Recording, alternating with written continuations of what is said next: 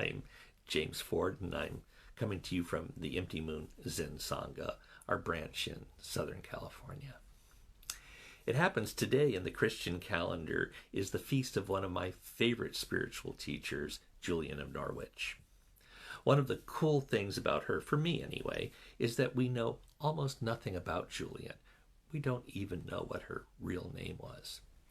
What we have is a record of a series of visions and then her reflections on them, the revelations of divine love.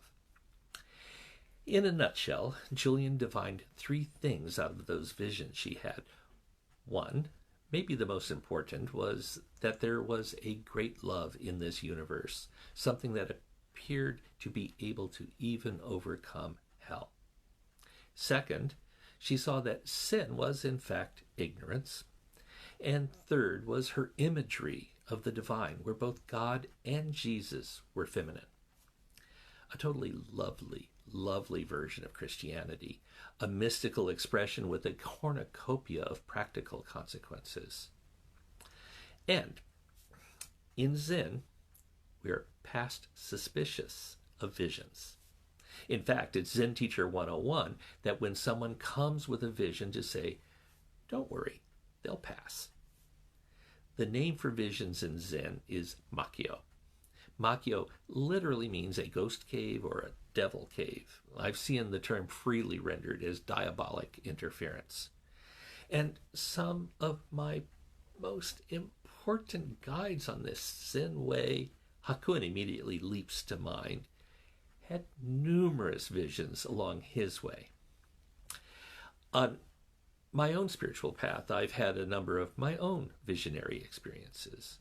The one that most rises in my heart as I tell this is how many years ago, during an intensive Zen meditation retreat, a sesshin within an ango, itself a larger retreat, having on the pillow, in the zendo, a vision of Jesus walking toward me, his hands palm to palm together like the Christian prayer mudra, Hindu namaste, or Zen's gasho, and saying, I have a great gift for you.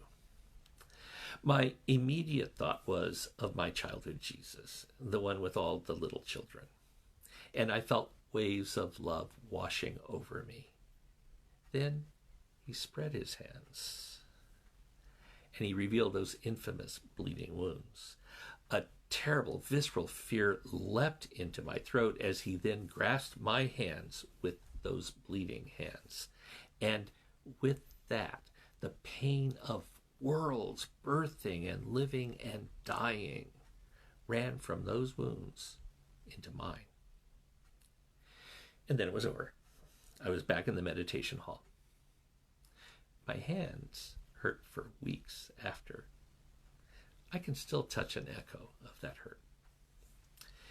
Now, I take it as Makyo, full on, with all that murky meaning of Makyo, and it isn't a matter of subtraction. Not this, finally coming to some irreducible, final, hard truth. Rather, it's noticing each thing that presents is partial, true, but only from one angle. And slippery as well. The path, our path, the human one, is receiving one partial truth after another. And if we're fortunate, in the process discovering some mysterious dream reality. Something that at least echoes the truest true. But it's less philosophy, it's less theology, and way more some being with which we find ourselves wrestling through the night and into the dawn. All of it bringing some mysterious, aching blessing. In my own life, that encounter is now a story. Well polished, you may have noticed in the retelling. So I don't take it seriously. Well, I do. That's not quite the right language. I take that vision deadly seriously. The wrestling match, it continues. But I also hold it lightly. I hold it as part of a world of experiences. It is part of who I am. And in that part, I see into something mysterious and true. What my encounter with vision, with Makyo, does more for me than anything else is lead me into the ways of not knowing. Julian's most famous words, all shall be well, and all shall be well, and all manner of things shall be well. It reminds me of Yun Min's great koan, every day is a good day. As with Yun Min, her words came in the midst of war and starvation. It's a koan, an invitation delivered into the midst of much hurt. I find these true pointings, all of them. So, my small takeaway on encountering visions, on encountering Makyo. Consider your encounters in the world as one Makyo after another. Remember, this too will pass.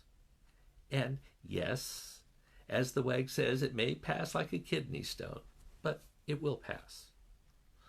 If you're seeking the wise heart, accept the disruption of what you might ordinarily consider real. Don't chase after it. And when it comes, if it comes, hold it all lightly, sincerely, passionately even. But don't let it squeeze the life out of you, and don't you squeeze the life out of it. Hold with open hands. Our Zen way.